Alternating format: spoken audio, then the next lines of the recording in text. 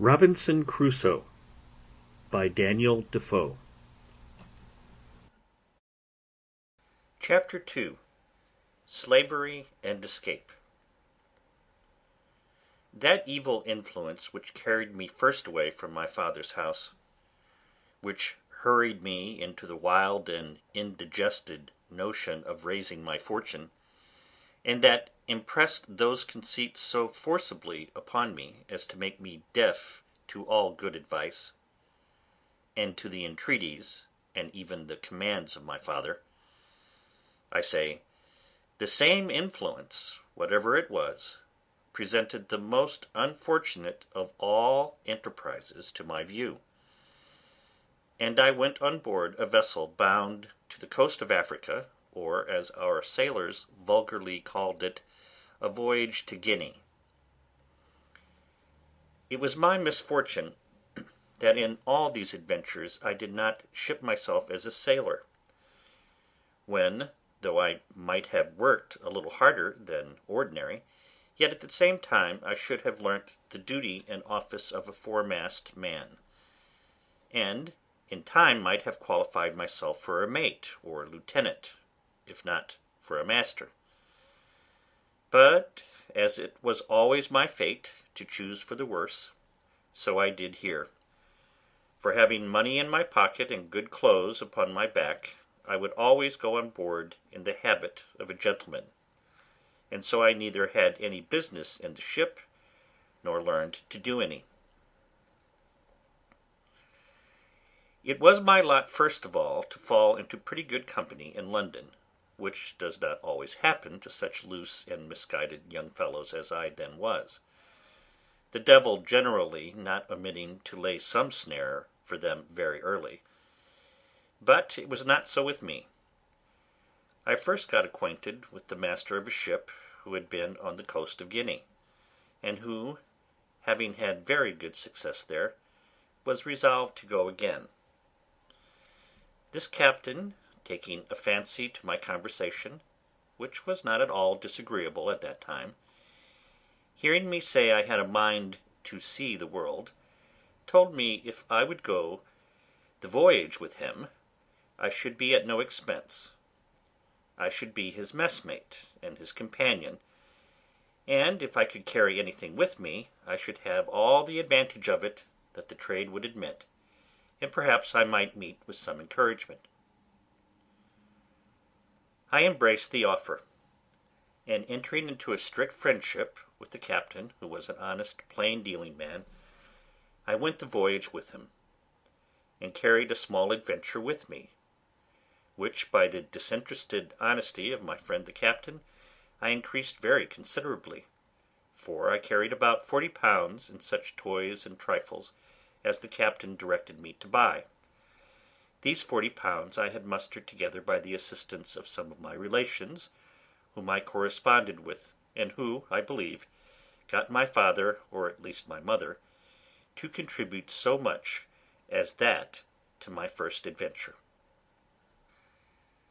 This was the only voyage which I may say was successful in all my adventures, which I owe to the integrity and honesty of my friend the captain, under whom, also, I got a competent knowledge of the mathematics and the rules of navigation, learned how to keep an account of the ship's course, take an observation, and, in short, to understand some things that were needful to be understood by a sailor. For, as he took delight to instruct me, I took delight to learn, and, in a word, this voyage made me both a sailor and a merchant.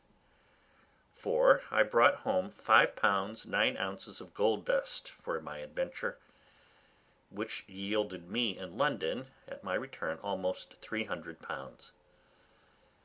And this filled me with those aspiring thoughts which ever since so completed my ruin.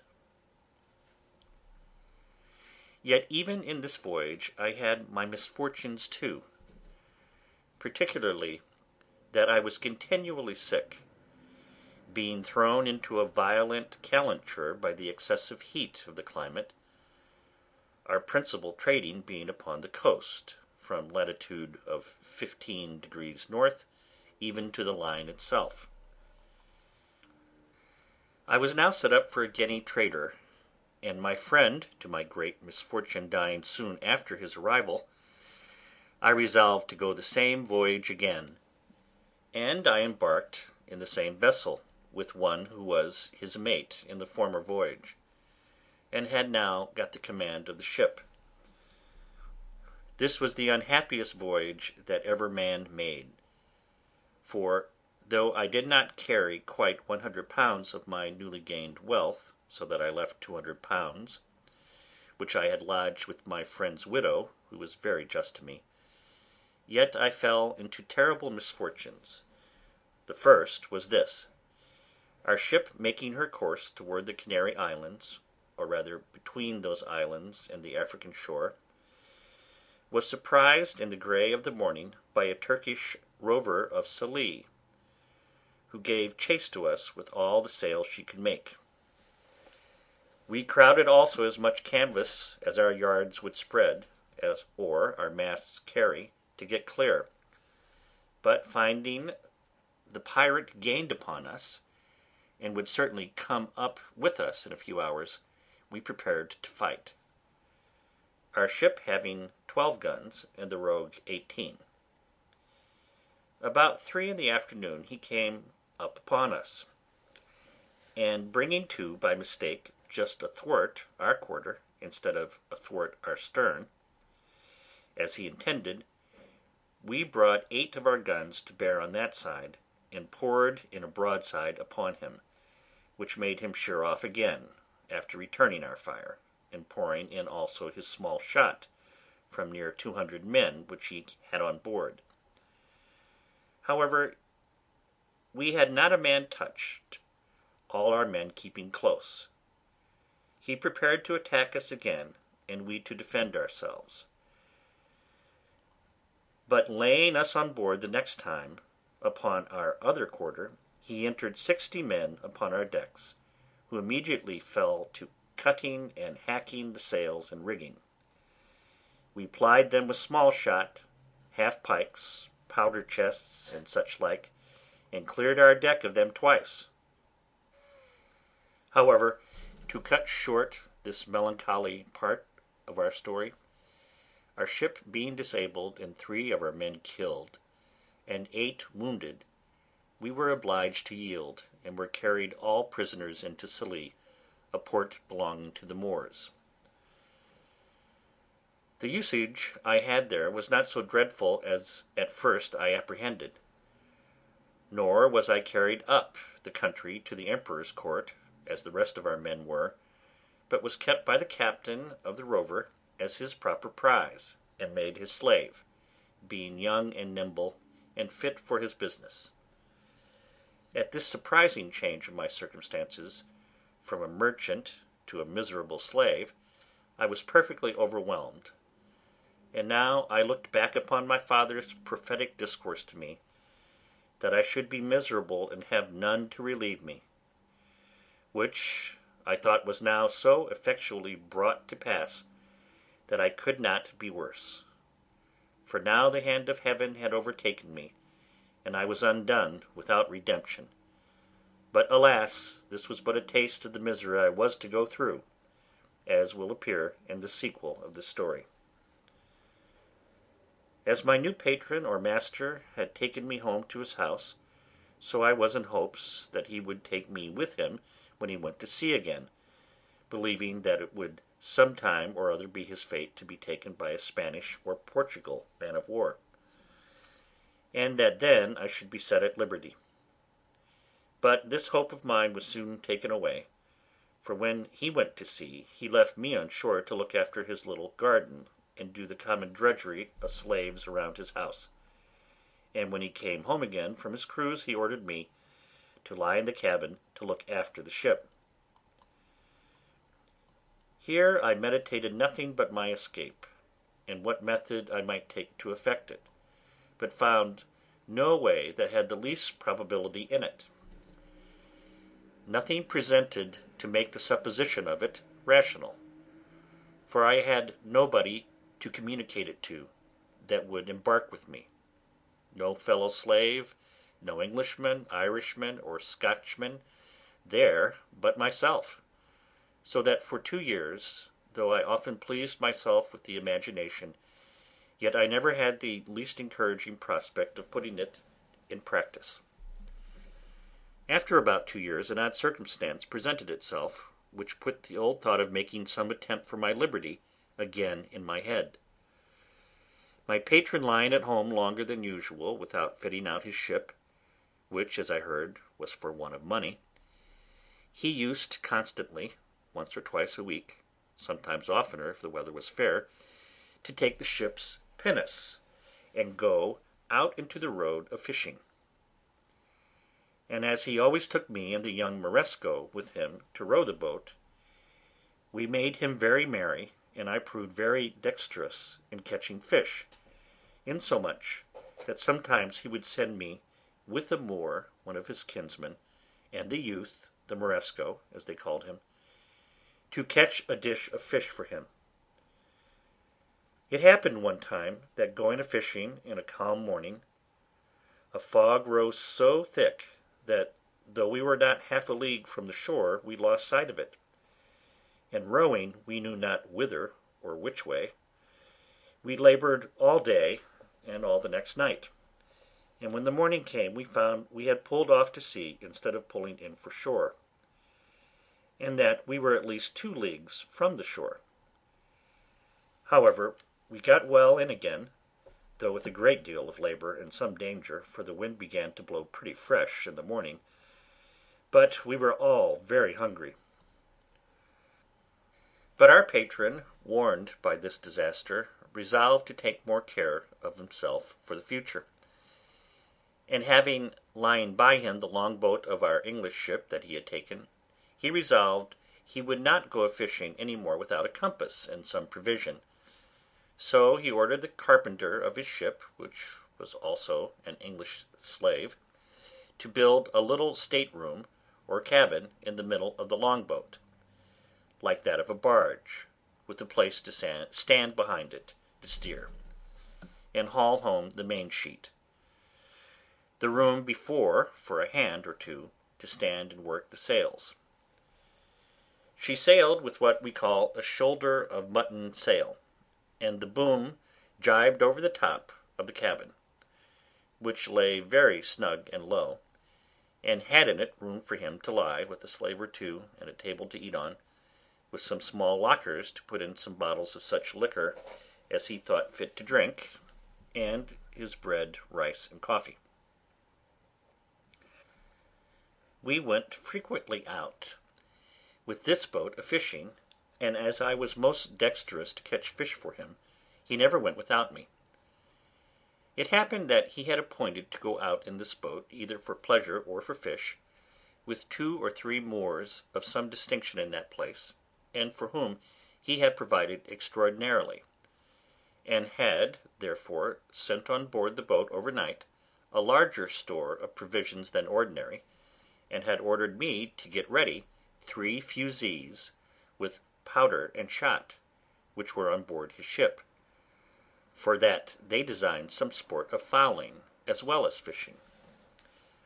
I got all things ready as he had directed, and waited the next morning with the boat washed clean, her ancient and pendants out, and everything to accommodate his guests, when by and by my patron came on board alone and told me his guests had put off going from some business that fell out, and ordered me, with the man and boy as usual, to go out with the boat and catch them some fish, for that his friends were to sup at his house, and commanded that as soon as I got some fish I should bring it home to his house, all which I prepared to do. This moment my former notions of deliverance darted into my thoughts, for now I found I was likely to have a little ship at my command, and my master being gone, I prepared to furnish myself not for fishing business, but for a voyage, though I knew not, neither did I so much as consider, whither I should steer. Anywhere to get out of that place was my desire. My first contrivance was to make a pretence to speak to this Moor, to get something for our subsistence on board, for I told him we must not presume to eat of our patron's bread. He said that was true, so he brought a large basket of rusk or biscuit and 3 jars of fresh water into the boat. I knew where my patron's case of bottles stood, which it was evident by the make were taken out of some English prize, and I conveyed them into the boat while the Moor was on shore, as if they had been there before for our master. I conveyed also a great lump of beeswax into the boat, which weighed about 1/2 hundredweight, with a parcel of twine or thread, a hatchet, a saw, and a hammer, all of which were of great use to us afterwards, especially the wax, to make candles. Another trick I tried upon him, which he innocently came into also. His name was Ishmael, which they called Mooley or Moley, so I called him. "Moley," said I, "our patron's guns are on board the boat. Can you not get a little powder and shot? It may be we may kill some alcamies, a fowl like our curlews, for ourselves, for I know he keeps the gunner's stores in the ship." "Yes," says he, "I'll bring some." And accordingly he brought a great leather pouch, which held 1.5 pounds of powder, or rather more, and another with shot that had 5 or 6 pounds, with some bullets, and put all into the boat. At the same time I found some powder of my master's in the great cabin, with which I filled one of the large bottles in the case, which was almost empty, pouring what was in it into another, and thus furnished with everything needful, we sailed out of the port to fish.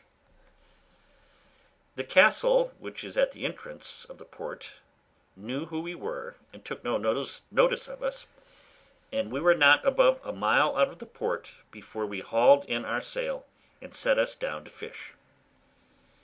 The wind blew from the north-northeast, which was contrary to my desire, for had it blown southerly, I had been sure to have made the coast of Spain, and at least reached to the Bay of Cadiz. But my resolutions were, blow which way it would, I would be gone from that horrid place where I was, and leave the rest to fate. After we had fished for some time and caught nothing, for when I had fish on my hook I would not pull them up, that he might not see them, I said to the Moor, "This will not do, our master will not be thus served, we must stand farther off." He, thinking no harm, agreed, and being in the head of the boat, set the sails, and as I had the helm, I ran the boat out near a league farther, and then brought her to, as if I would fish, when, giving the boy the helm, I stepped forward to where the Moor was, and making as if I stooped for something behind him, I took him by surprise with my arm under his waist, and tossed him clear overboard into the sea. He rose immediately, for he swam like a cork, and called to me, begged to be taken in, told me he would go all over the world with me. He swam so strong after the boat that he would have reached me very quickly, there being but little wind, upon which I stepped into the cabin, and fetching one of the fowling pieces, I presented it at him, and told him I had done him no hurt, and if he would be quiet I would do him none. "But," said I, "you swim well enough to reach to the shore, and the sea is calm. Make the best of your way to shore, and I will do you no harm. But if you come near the boat, I'll shoot you through the head, for I am resolved to have my liberty." And so he turned himself about and swam for the shore, and I make no doubt but he reached it with ease, for he was an excellent swimmer. I could have been content to have taken this Moor with me, and have drowned the boy, but there was no venturing to trust him. When he was gone, I turned to the boy, whom they called Xury, and said to him, "Xury, if you will be faithful to me, I'll make you a great man, but if you will not stroke your face to be true to me, that is, swear by Mahomet and his father's beard, I must throw you into the sea too." The boy smiled in my face and spoke so innocently that I could not distrust him, and swore to be faithful to me and go all over the world with me.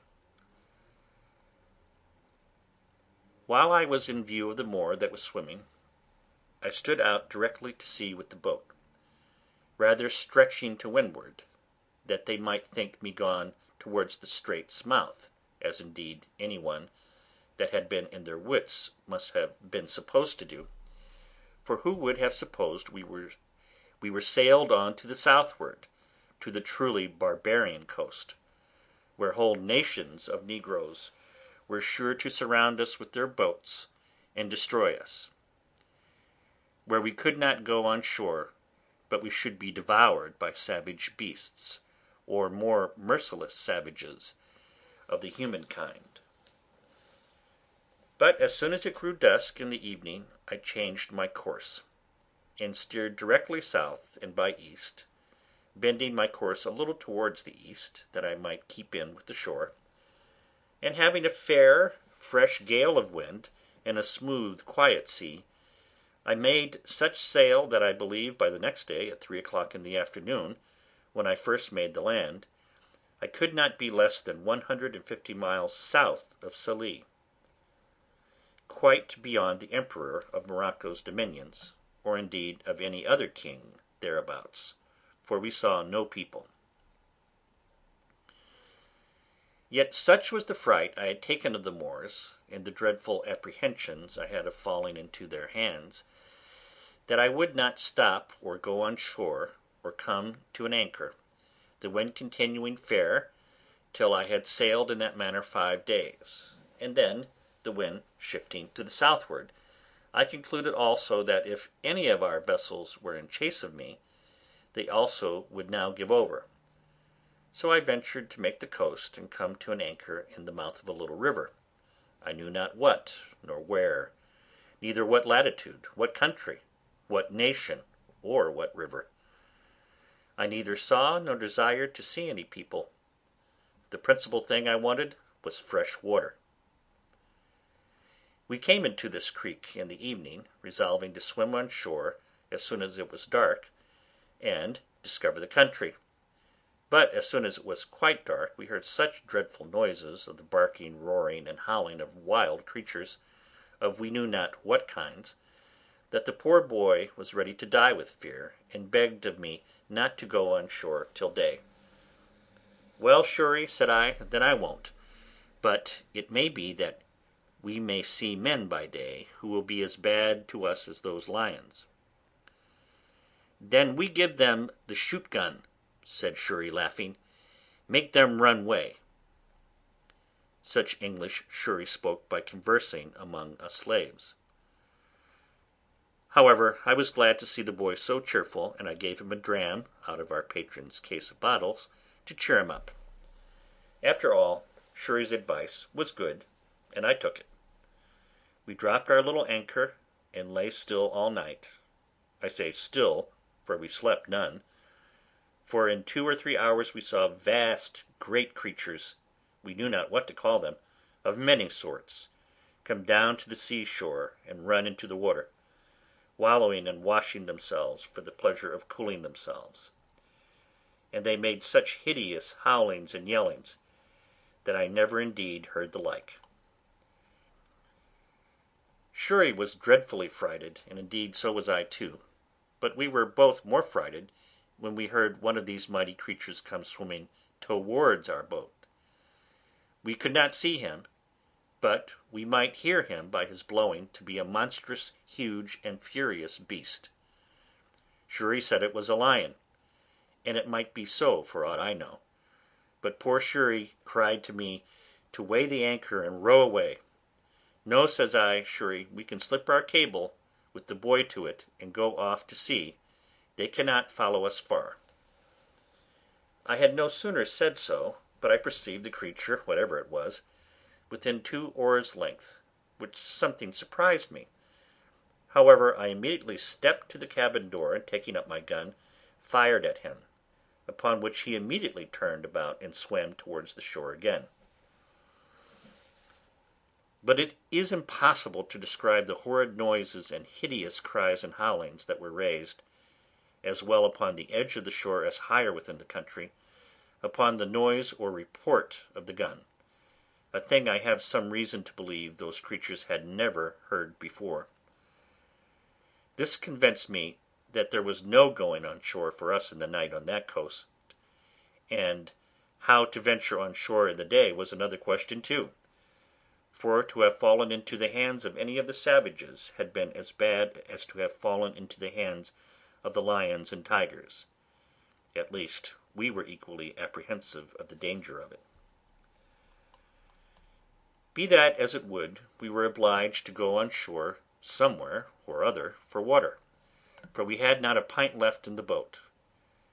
When and where to get to it was the point. Shuri said if I would let him go on shore with one of the jars, he would find if there was any water and bring some to me. I asked him why he should go, why I should not go, and he stay in the boat. The boy answered with so much affection as made me love him ever after. Says he, if wild mans come, they eat me, you go away. Well, Shuri, said I, we will both go, and if the wild mans come, we will kill them. They shall eat neither of us. So I gave Shuri a piece of rusk bread to eat, and a dram out of our patron's case of bottles, which I mentioned before, and we hauled the boat in as near to the shore as we thought was proper, and so waited on shore, carrying nothing but our arms, and 2 jars for water. I did not care to go out of sight of the boat, fearing the coming of canoes with savages down the river, but the boy seeing a low place about a mile up the country, rambled to it, and by I saw him come running towards me. I thought he was pursued by some savage or frighted with some wild beast, and I ran towards him to help him. But when I came nearer to him, I saw something hanging over his shoulders, which was a creature that he had shot, like a hare, but different in colour and longer legs. However, we were very glad of it, and it was very good meat. But the great joy that poor Shuri came with was to tell me he had found good water and seen no wild mans. But we found afterwards that we need not take such pains for water, for a little higher up the creek where we were, we found the water fresh when the tide was out, which flowed but a little way up. And so we filled our jars and feasted on the hare he had killed, and prepared to go our way, having seen no footsteps of any human creature in that part of the country.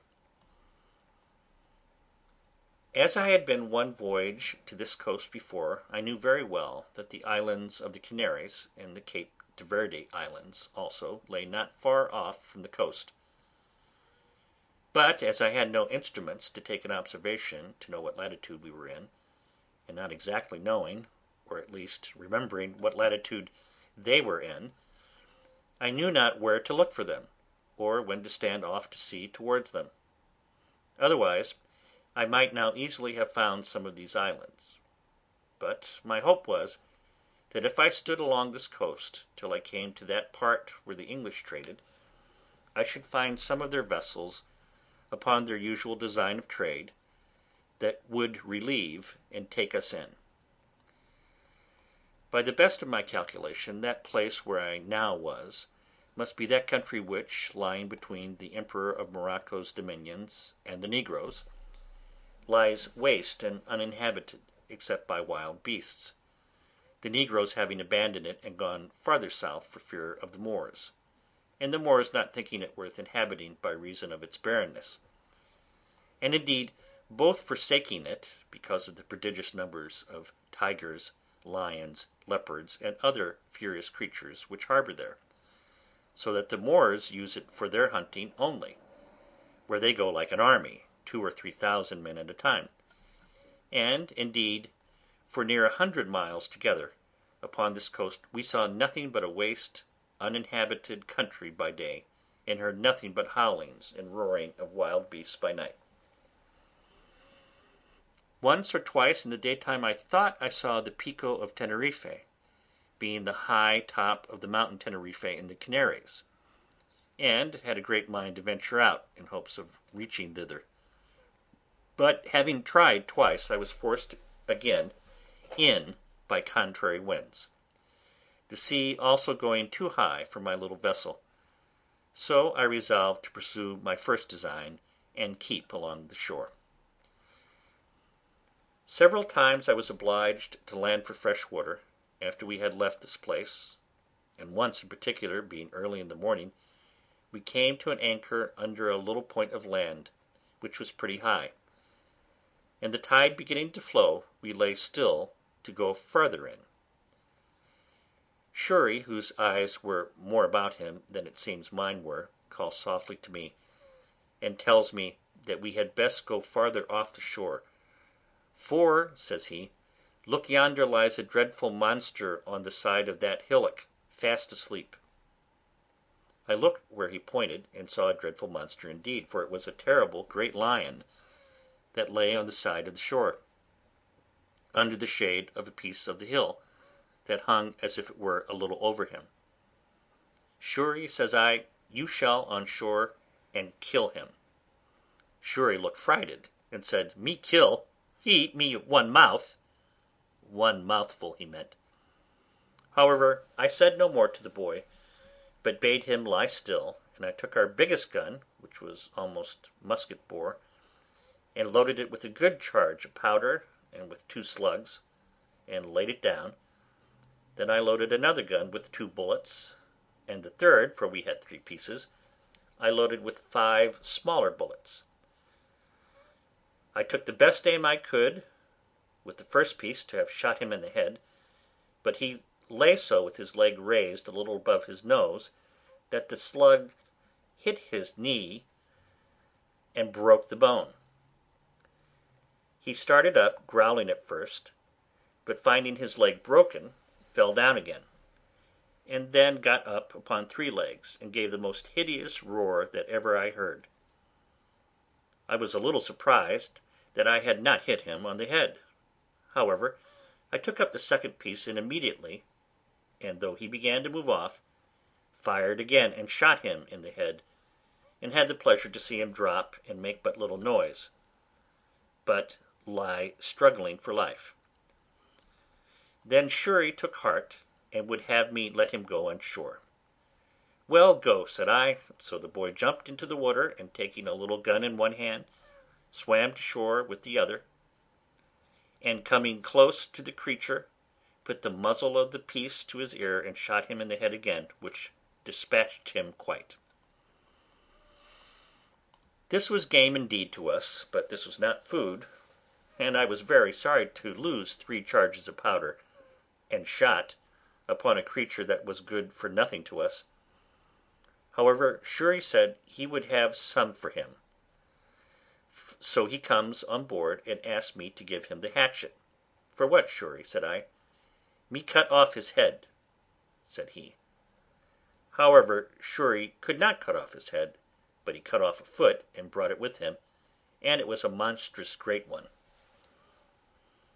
I bethought myself, however, that perhaps the skin of him might, one way or another, be of some value to us, and I resolved to take off his skin if I could.